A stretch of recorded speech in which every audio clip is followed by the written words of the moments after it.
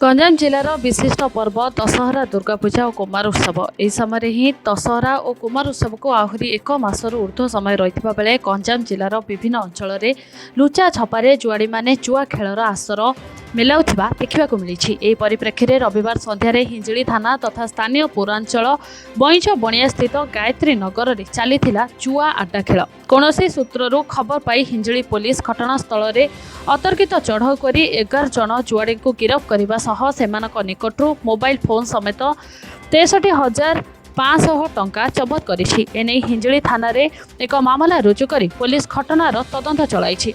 तेबे आगामी दिन में स्थानीय अंचल में जुआ आड्डा उपरे चढ़ाऊ जारी रहिबो बोली थाना अधिकारी कहिसंती। गंजामरू शंकर नायकଙ୍କ रिपोर्ट प्रो न्यूज प्रतिदिन ओडिशा। सबुदिन सबु समय सबु परिस्थिति रे आमे थिबु आपणक संगत। प्रो न्यूज प्रतिदिन ओडिशा देखिया पई लाइक शेयर एंड सब्सक्राइब करंतु।